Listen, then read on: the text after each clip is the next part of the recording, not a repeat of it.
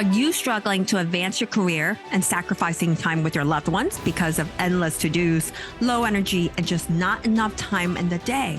If so, then this podcast is for you. I am your host, Dr. Ann Sung, an ER, critical care, and space doctor, a peak performance coach, real estate investor, and a mother of a toddler. I'm here to guide you on mastering your mind and give you the essential skills to achieve peak performance.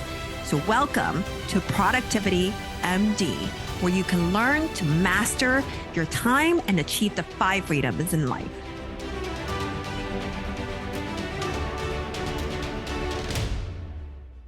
All right, welcome to Productivity MD podcast, and I am your host, Dr. Ann Sung. And today I have Dr. Nissa Keyashian. She is a board-certified psychiatrist, and she's also a coach as well. We'll be talking a lot about, I talk about grit to recover and activating your parasympathetic system, and that's what we'll be mostly be talking about. And because if you don't recover, if you don't activate your parasympathetic system, you're not going to be able to keep up your peak performance or your productivity all the time. So again, Dr. Keyashian, thank you for being on the show. Can you tell the audience a little bit more about, how you got to be, why do you do what you do, and how did you pivot to become a coach, and what do you coach on specifically? Sure, I'd love to. Thank you so much for having me on. It's really exciting to be here talking to you. So I started loving everything mindfulness and yoga, mostly back in 2008. So I finished medical school and I matched into internal medicine, and me and my ex-husband moved to Sacramento. I bought a house. And a couple weeks into residency, I was miserable and I ended up leaving, and I was in a very difficult place. I had a couple $100,000 in loans, and I wasn't sure what I was going to do next. And I was dealing with a lot of anxiety and depression. And I found a book that was on our bookshelf called Calming Your Anxious Mind. And it was a mindfulness book for anxiety. And so I started reading it. And in the book, they talked about the 7 principles of mindfulness: acceptance, patience, trust, letting go, non-judging, non-striving, and beginner's mind. And something deep down inside me, this inner wisdom, knew that I needed these principles, that I had been pretty much living the first 27 years of my life in direct opposition to those principles. And so I started meditating, I started doing the practices in that book, and I actually also started going to therapy. And at one point, my therapist was like, "What did you want to do before you went to medical school?" And I was like, "Oh, I wanted to be a psychiatrist." And I was just like, oh my goodness. I went home and my dad was over, and I was like, "Dad, I'm going to be a psychiatrist." He's like, "Why? You want to work with crazy people?" And so I had this understanding oh, I'm like, "Yeah, I do." And so I ended up matching into psychiatry, and I started psychiatry, and I've been practicing for the past 10 years. And then a couple years ago, I found coaching, and I just fell in love with it. I was coming out with my first book, Practicing Stillness, and I knew I needed help in promoting myself because I had a contract with the publisher, and I was struggling to promote myself. And I saw Sunny Smith's advertisement for EWP, and that inner wisdom inside me was like, click. And so I signed up, and I have just absolutely fallen in love with coaching since. I went through LCS and became a certified coach in 2022. And I'm also yoga and meditation instructor, and I just recently became a breathwork facilitator as well. Nice. So for those of you guys who don't know what LCS is, that's a life coach school. And I agree that the coaching for me has led me to become a coach myself too, just because I gained so much from it. And would you tell us a little bit of why people should care about, they have their busy life, they don't have time to meditate or do any breath work, do yoga, it's really hard to schedule. Why should they care about this and actually intentionally schedule this in? Yeah, there's a saying about meditation that if you don't have any time to meditate, you should probably be doing it twice as long. And I think that this saying applies to so many of these self-care practices that if your life is so hectic and crazy, you probably would benefit from even more meditation. But then on the practical level, even just carving out 2 minutes, it's best to do it at the same time every day. I love doing it first thing in the morning before my kids wake up and before all the other responsibilities come up. I use the bathroom, take medicine, and I just set my timer. And you can do guided apps. A lot of people like guided meditations to begin with, but you don't need to. You could just set the timer on your watch or your phone for 2 minutes. And you can just find a comfortable seat with your feet flat on the floor. If you feel comfortable, you can close your eyes.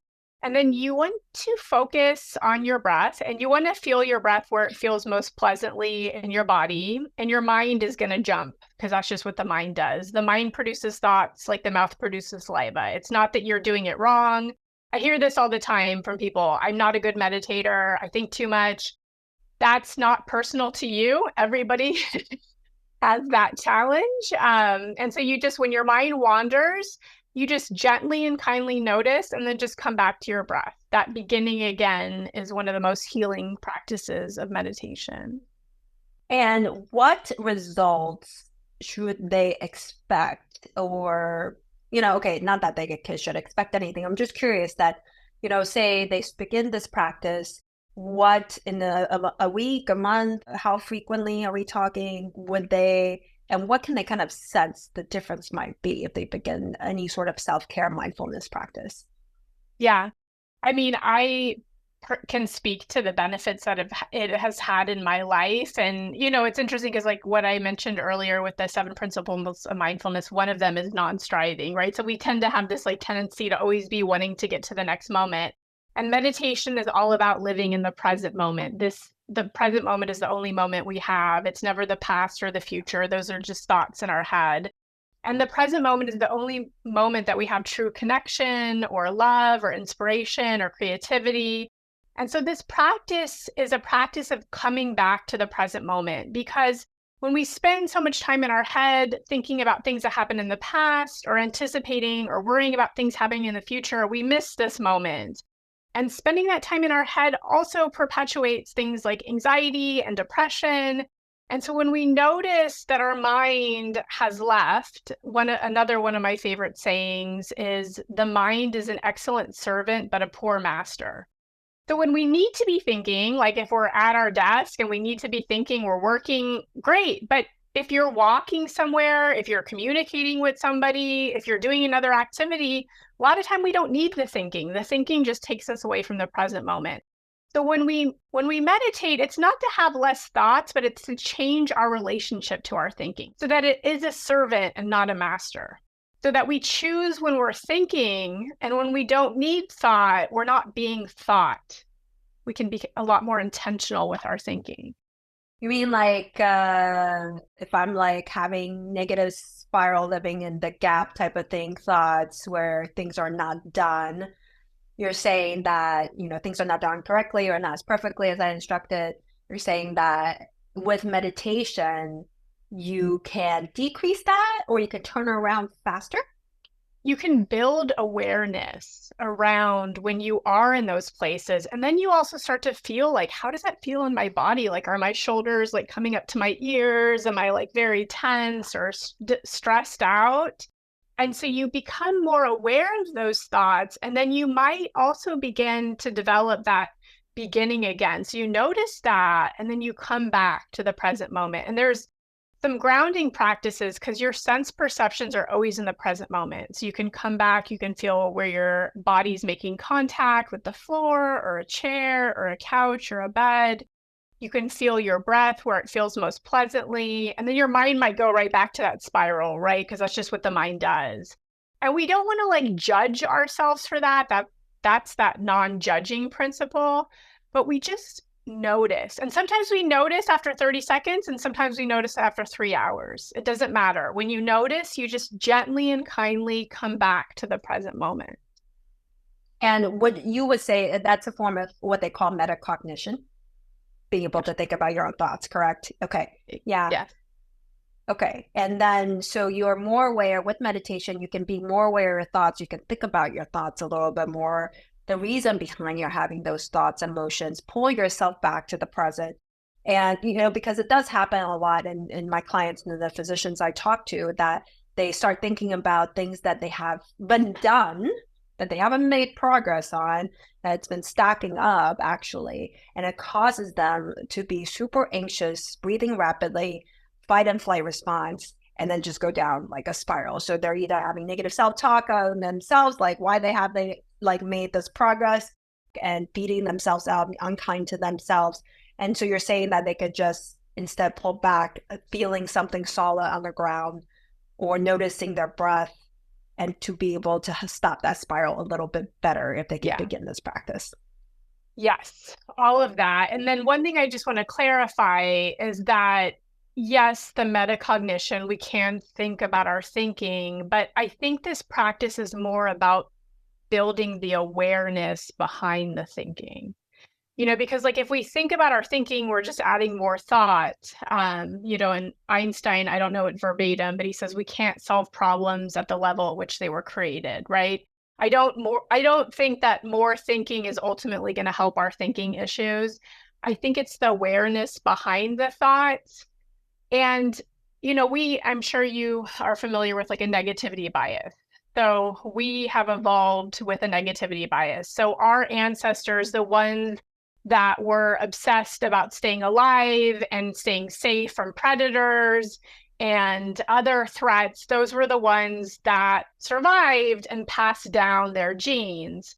But now, here in the 21st century, we don't have tigers around the corner. We have plenty of food.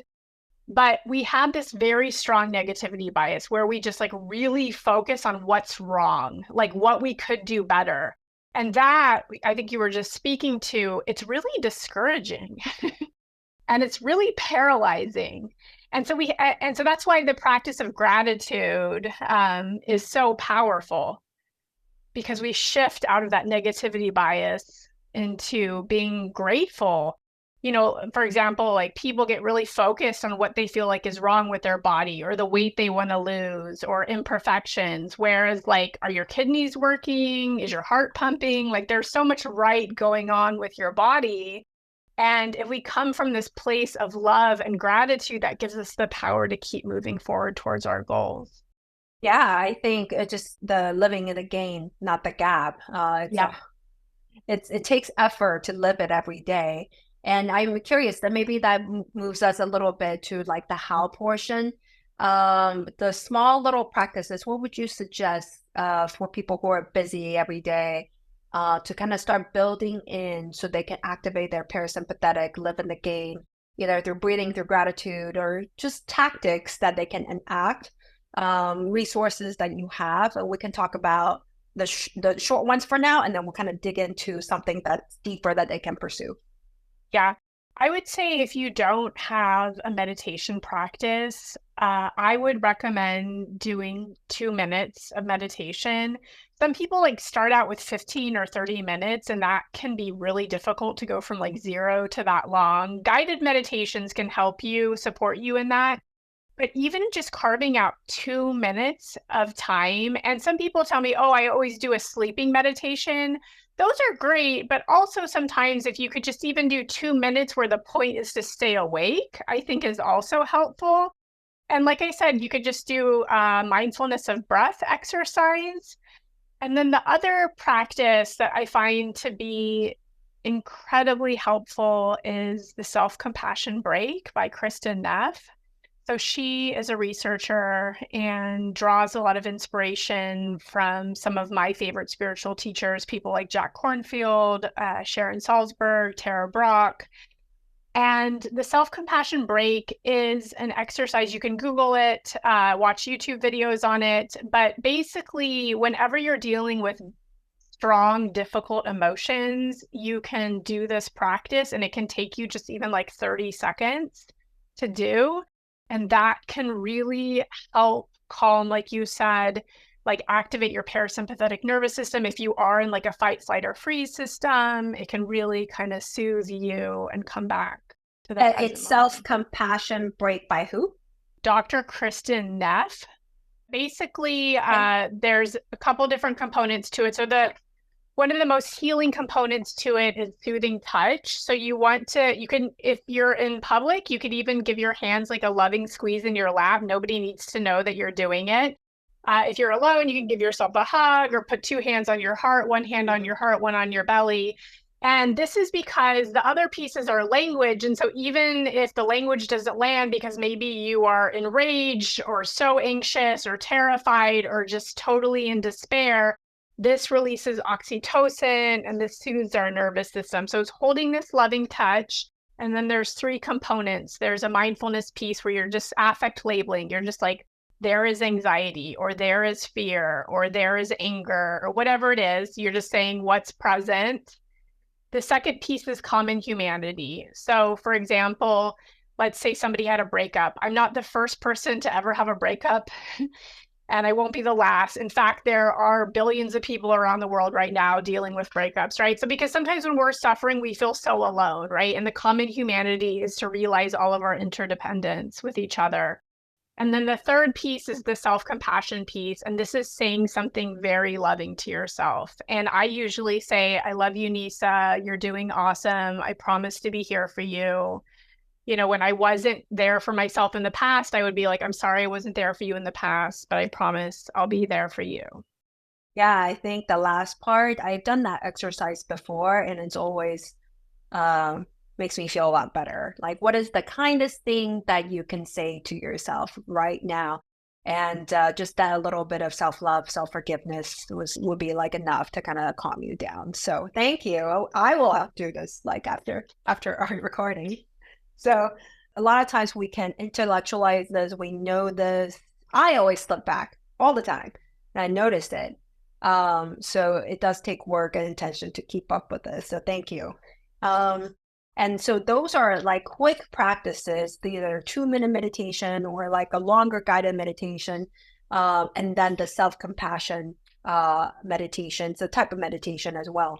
Now, what about other type of self-care techniques or things to activate your parasympathetic? If people want to take this further and recover further, what else can they do? So I love yoga. Some people have trouble with seated meditation. So yoga is this beautiful moving meditation. So often when we talk about yoga, we're talking about the physical practice of yoga, but there's actually 8 limbs of yoga, and the physical practice is just one limb of the 8 limbs. So basically it is a moving meditation, and there's multiple other limbs of yoga. So taking a yoga class can be really powerful. Walking meditation, if you don't want to do seated meditation, you can find like inside or outside somewhere. Hopefully you won't be too disrupted, and maybe about 6 to 10 feet, and just walking back and forth and really bringing your attention to how you feel in your body, how your right foot feels as you lift up your left foot, and your mind's going to go. And you just gently and kindly just keep coming back to this moment. Okay. So is there a type of yoga that you recommend for beginners versus advanced? Because I know there's so many different types of yoga. I would recommend to do the yoga that works for you. So some people can't go into a studio. There's tons of online yoga that you can do. Some people just want to do a YouTube video, just do a YouTube video. Being in a class is lovely if you can make it to a studio. There's tons of beginner classes that you can go to. If you are more advanced, you can go to advanced classes. Find a yoga retreat. There's tons of them. So I feel like there's so much out there.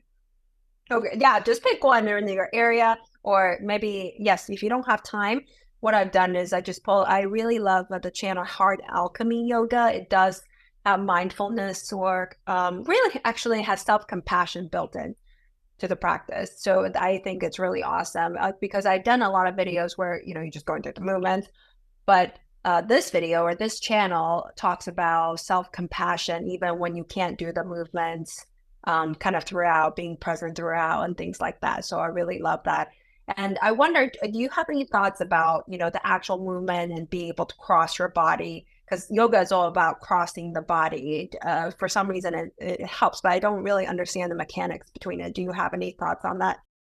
I don't know. I know what you're referencing, and I know it's Mhm. really important piece, but I don't know if I know much more than you do about that Yeah, particular piece. It yeah, makes I'm me just think of wondering. Jill Mhm. Bolte Taylor. Do you know Jill Bolte Taylor? Oh, She's I think she was a neuroscientist, and she had a stroke. And when she was having the stroke, she ah, understands a lot about that, and she writes about that. So I wonder if in some of her books she might comment on that piece. I don't know. yeah, yeah. No, you're right, and because it's similar thing where there was this is like another case, but another case of a preemie developmentally delayed, and the mom was making like training or raising the preemie baby to cross as much as possible, and now developmentally like normal, essentially. So there's something with Yeah. that I just haven't dug into. All right. And then, so I know you said that you're also a breathwork facilitator. Can you tell me a little bit more about that breathwork? Because there's so many different types of breathwork. Yeah. And what is the type that you facilitate, and why should people care or do this? Yeah. So I trained in neurodynamic breath work, and basically, neurodynamic breath work was developed by Michael Stone, who was a holotropic breathwork facilitator. So, holotropic breathwork has been around for decades. So, Dr. Stanislav Grof, a psychiatrist from the Czech Republic, was studying LSD back in the 50s and expanded states of awareness. But when that became illegal, the funding dried up. And he noticed that when people were coming down from their LSD trips, people were breathing in a certain way, high ventilation way to continue their expanded states of awareness. And so he then began to study this type of breath work. And basically, it's a breath work where you're moving a lot of air, and you're also doing it to a very specific type of music set. So they trained us to develop these music sets. There's multiple different parts of the music set. So the first part is very high rhythm to help you get your breath going. The middle part, there's still a lot of rhythm, but there's more melody and it takes you on a journey. And then the final third is more integrative, meditative, helps you integrate the experience in your day-to-day life. And basically, when you breathe in this way, I fell in love with this because what I noticed is I was reaching places in like 20 minutes in breath work that it would take me like several days on a silent meditation retreat to get to. So I was like, oh my gosh, like life hack, right? And I loved it because it's such a powerful way to quiet down our left brain thinking mind, that ego. I don't know if you're familiar with like spiritual teachers who speak about the ego. It's different from the ego that Sigmund Freud talked about, but basically it's our small self.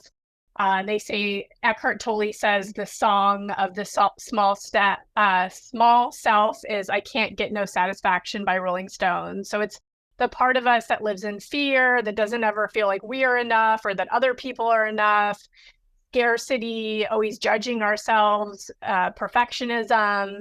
And so it quiets down that chatter in our head. And I just found that breath work was this like beautiful way to quiet that down so that you can start listening to your innate guiding intelligence or your inner wisdom, your higher self or soul, whatever word you want to give it. And do you happen to know why it does that after you do, periods of ventilation, hyperventilation? Why does your brain quiet down? So there's a lot of theories and there is some research into it, but basically when you breathe this way, and I hope I'm going to get this right, basically it causes, your carbon dioxide to fall, which causes vasoconstriction in your brain. And there's several theories as to why. And I'm not sure if you're familiar with the default mode network, but it's basically a network in our brain that has been very much correlated to our ego, our small selves. So the DMN is very active in people that have like anxiety and depression. And basically, it's that like inner voice that's like always kind of judging and criticizing ourselves. And so There's a lot of theories that maybe that vasoconstriction is to those certain parts of the brain. And so maybe quieting those parts allows others to come on board. But a lot of that's just theory and conjecture, and we need like a lot more research. That's very interesting because, I do love breath work myself and sound bath. And for my bachelorette, I actually surprised my girls with a breath work session.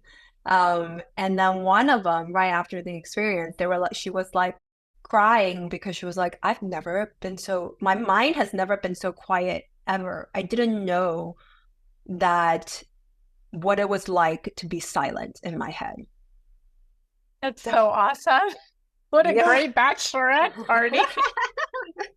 Yeah, we had like a women's circle and we had like different, it's kind of like a sound bath, but not really. And then yes, and I had somebody come through the breath work. It was like a male who was like, good looking, good body, and they were like, "Is that the stripper?" It's like, no. Man, I'm going to the wrong bachelorette parties. It was really fun. It was a nice surprise. They were just like staring at each other. They had no idea what was in store for them. But yeah, she had the quieting of the default mode and network, like you said. And I think for a lot of people who have never experienced silence or lack of chatter in their head, you just don't know what you're missing out on because you never had it. So where can people find breathwork facilitators, or can they do this? I know there are virtual ones, but what do you recommend? Seeking out in-person one for the first time? What are your thoughts? So I think that's totally up to the person. I am going to be offering some breathwork sessions, so people are welcome to find me if they want. So Holotropic does breathwork in person. Their sessions tend to be all day. So Michael Stone developed the neurodynamic breathwork to be a little bit more accessible. So if you didn't want like a 12-hour day, the holotropic is awesome. And if you're very interested, I would highly recommend it. But if you felt like that was a little bit too much to start, then you might find somebody who is certified in neurodynamic to maybe do a shorter set. That network is growing, so you can look in your community and see if there's anyone around. And then there's lots online as well. So you would search specifically neurodynamic breathwork facilitator. If you wanted a shorter session, if you wanted to start out maybe with like an hour or an hour and a half session, versus like an all day, like 12-hour session. So the breathwork session for holotropic is 3-hour sessions, and then somebody's a sitter and somebody's a breather, and then you switch.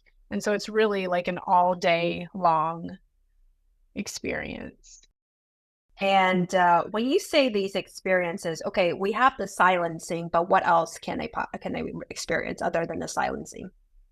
So basically, when you silence that left brain thinking mind, you start to get much more in touch with your innate guiding intelligence or your inner wisdom.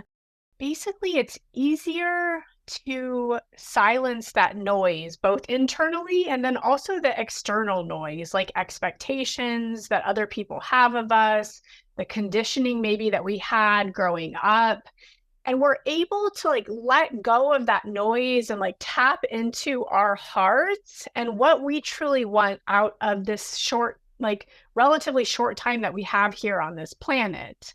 Our time is limited and we are all miraculously here together at this one point in time.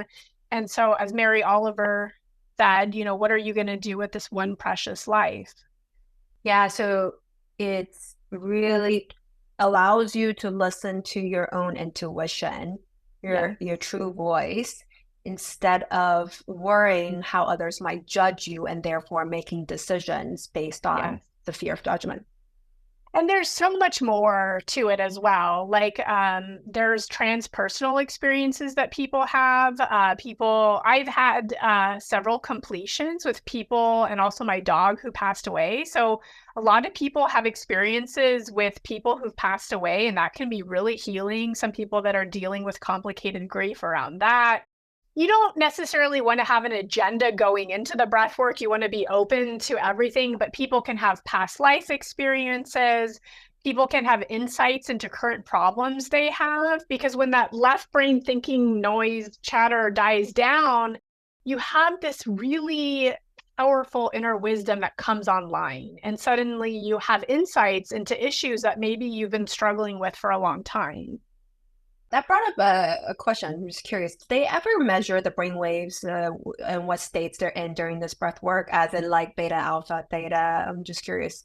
Have they done anything like that I before? think they have. I'm not as familiar with that research. There's been like some small studies on this, and I think that I have seen that, but I don't remember the It's specifics of it. because, yeah, what you're talking about is the reason why I do sensory deprivation tanks in the float tank, because I drop into, alpha and into theta, and that's when I make the connections, the aha moments. You start connecting different regions of the brain and come up with novel solutions when you don't have all the stimulations around you, Yeah. um, you know, external and internal. Well, and also, like, I feel like I have some of my most powerful insights when I'm doing yoga, So I think any time that we can carve away from our responsibilities, whether it's like a walk in nature or playing with our kids or exercising, I think it's so important. One of my favorite quotes, Ram Dass said, "The only thing I can do for you is work on myself, and the only thing you can do for me is work on yourself." And as women, we have been conditioned to believe that we have to put ourselves last, right? Like work, family, other responsibilities, and then we're last on the to-do list. And then often it just keeps getting pushed back and back and back. And so, even if you can't do breath work or you can't do some of these things that we're suggesting, like what can you do? Focus on like the small chunks of time that you can carve out for yourself. Because if you can carve this time out and take care and show up for yourself in these radically loving ways, you are going to be able to show up so much more profoundly for the people around you in your life. Yeah, I definitely agree. That's what I realized after I had my first son. And 2 months in, I was like, oh my God, how am I going to make any progress? And then really my coach at the time was just you focus on yourself. You get whatever help you need to focus on yourself to get back into, weightlifting 3 times a week and my chiropractor and my massages, et cetera, et cetera. So I and agree. And then got a lot of help. And then finally, I'm at a good place. But yes, it takes like extreme intention to actually do that. And a little bit more about the breath work in terms of like these experiences you're talking about. I'll share that when I did a breath work, one session, I had like a visualization of this strange symbol of this flower with 6 petals.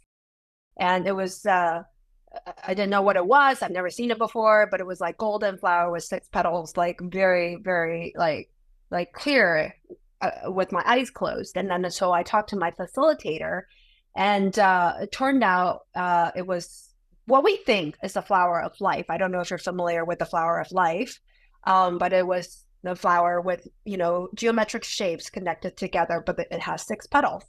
And they've seen it in a lot of different civilizations and their drawings and paintings and their artwork and things like that. So it was just crazy that I saw it too.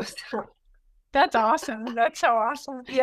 Yeah, yeah. And I even like had a 3D printed. I don't, oh, it's not here right now, but because of that, I had a 3D printed and just kind of carry around me. That it essentially symbolizes that everything is interconnected from what I remember, right? Oh, I love that. That's so beautiful. Yeah.